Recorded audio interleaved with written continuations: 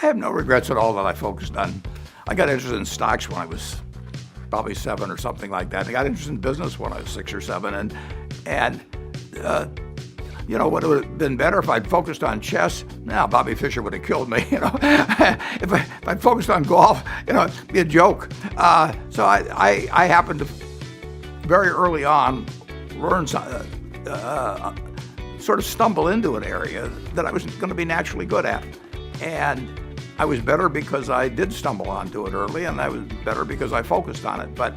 And obviously, if you're going to spend X hours a day on some particular activity, you're not going to do it on something else. But I never learned to ice skate. I don't miss it at all. There's all kinds of things, you get to pick what you spend your time on. If you're lucky, you get to pick. And I've been able to really decide my own calendar. Learned all kinds of things about human behavior. It's very hard to describe all the various aspects of it, but I have seen, when I was 20, I hadn't seen that much of human behavior, but now I've experienced a lot, particularly in sort of a specialized field, so I think I'm quite a bit better in terms of particularly with the extremes of human behavior. If you give me 100 people, I can't pick out the best one to run a business and take out 100 graduates of a good business school or something.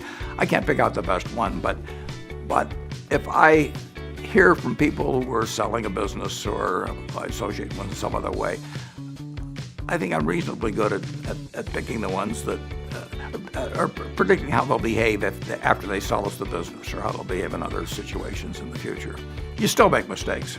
Well, over the years, you develop a lot of filters, so you don't waste a lot of time on things. I always worry about sounding rude when people call me about a business, because usually in a minute or two I can tell whether it's going to make it through all the filters as to something I'm interested in. And I don't like to tell them that, because they feel that if I just listen to them for an hour that I'll understand why they like it so well, or something of the sort. So there are various shortcuts and there are people that are carrying around absolutely as much information in their head as I am, but I happen to have it pretty well concentrated in a few areas, and I do know what I call my circle of competence. So I stay within that circle, and I don't worry about things that are outside that circle that other people may be able to capitalize or evaluate.